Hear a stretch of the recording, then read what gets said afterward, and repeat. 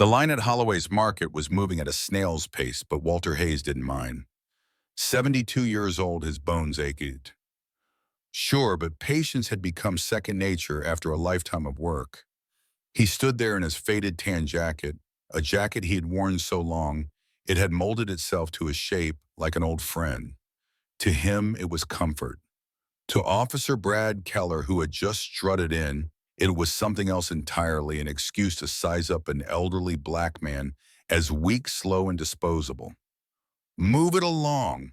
Old man Keller barked, voice sharp enough to cut glass. He shoved Walter with his baton, hand hard, sending him crashing into a magazine rack. The sound that followed made the entire store freeze like a branch snapping in the dead of winter. Ribs. Broken. Walter collapsed to the floor, blood seeping through his jacket. Most people would have cried out in pain. Walter didn't. He just looked up at the officer, his breathing shallow, but his eyes steady, and said quietly, "Son, you have no idea what you've just done." Keller sneered, almost amused. "What are you going to do about it? Grandpa file a complaint." He tapped his baton against his thigh like a drumbeat of arrogance. The store fell into an uneasy silence. Magazines scattered like fallen leaves. Customers shifted nervously, not knowing whether to intervene. Behind the counter, the manager, a woman named Rebecca Lawson, gripped the phone, but her hands shook too badly to dial. She'd seen shoplifters, drunk customers, even fights never this. Walter lay still, calculating.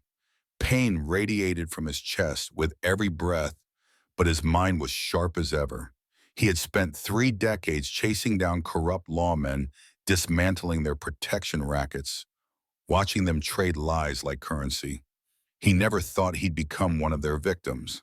And yet here he was staring at a younger version of every man he'd once investigated. A teenager in an apron, Jamal dropped to his knees beside Walter. "Sir, should I call an ambulance?" His voice cracked, nervous, but sincere. "That won't be necessary," Keller interrupted, stepping forward. Walter's voice, though weak, carried a weight Jamal couldn't miss. "Walter Hayes," he said, as though the name itself mattered. Keller rolled his eyes. To him, Walter was just another frail man in line for bread and milk. What Keller didn't know, what would soon flip his entire world upside down, was that Walter Hayes wasn't just anyone. He was a former deputy director of the Federal Bureau, the man who'd written half the playbook on rooting out dirty cops. He'd sent hundreds to prison. He was a walking institution disguised in an old man's body. "You were disturbing the peace," Keller announced to the growing crowd, his tone rehearsed, almost smug. "Threatening store security.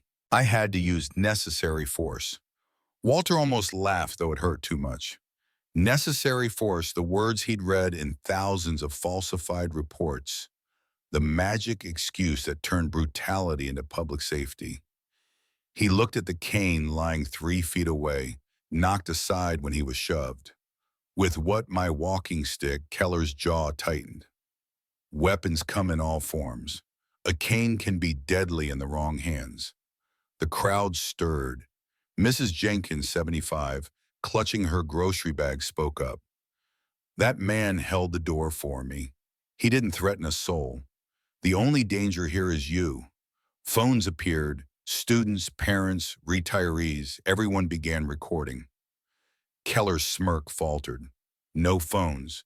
This is an active investigation," but his bark couldn't drown the chorus of shutter clicks. Walter, blood pooling beneath him, kept calm. "Officer, what's your badge number?" "What's it to you?" Keller snapped. "I like to know who I'm dealing with."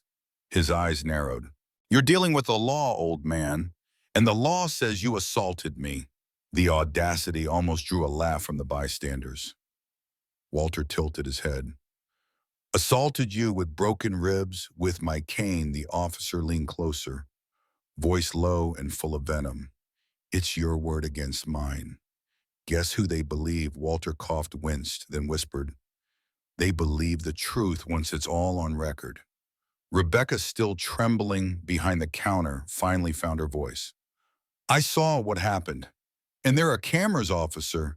Digital backups. Nothing disappears."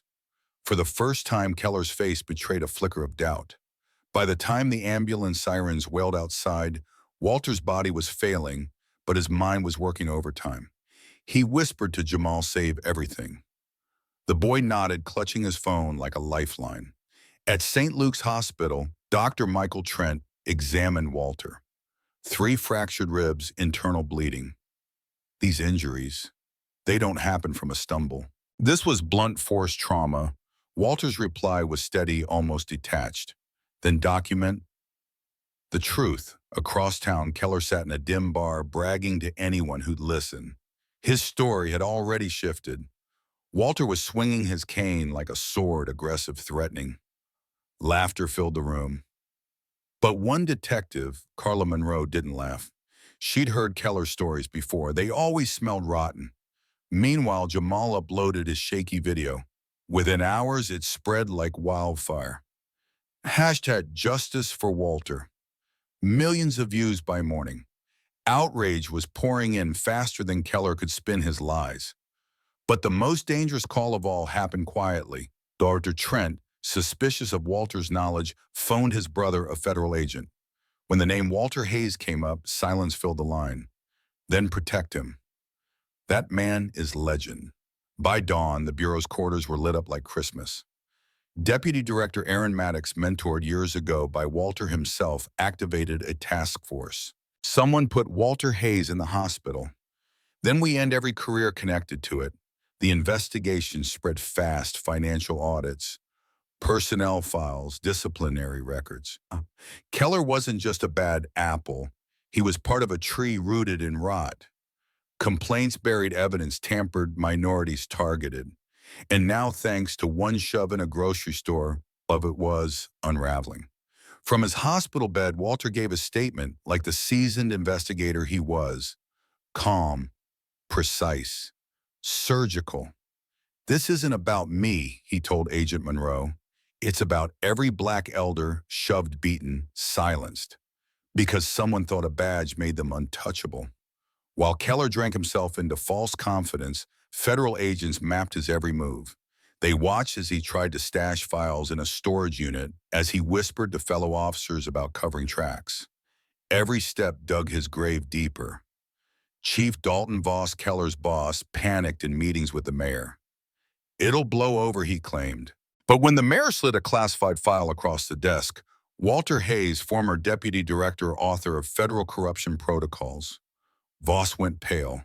He'd spent years protecting officers like Keller. Now the man he protected had attacked the architect of accountability itself. The reckoning hit like a storm. RICO charges on the table, political allies scattering, detectives flipping sides. What Keller thought was just another routine takedown had become the case that could dismantle his entire department. Walter, bruised but unbroken, leaned back against his pillows, notebook in hand. "Details matter," he murmured, jotting down times, quotes, expressions, turning his own assault into evidence. His body was frail, but his will untouched. And when Director Catherine Walsh herself called promising unlimited resources, Walter's response was simple: "Don't treat me special. Treat me equal. Let the evidence speak." By the end of the week, Keller sat in an interrogation room, stripped of his badge, his arrogance drained. Across from him, federal prosecutors laid out boxes of evidence, videos, financials, witness testimony. Every lie he told was unraveling. But the story didn't end with one man's downfall. It forced the nation to ask how many others had been shoved, silenced, forgotten, because they weren't Walter Hayes, because they didn't have the resources or the name to fight back. That's the uncomfortable truth this story leaves us with. Justice came this time, but only because the victim was a legend in disguise. So here's the question I'll leave you with. Do you believe justice should depend on who the victim is? Or should every broken rib, every silenced voice carry the same weight? Tell me what you think in the comments, because the debate over power, prejudice, and accountability is far from over. And if you've ever seen something like this or lived through it yourself, your story matters. Share it. Let's talk about it.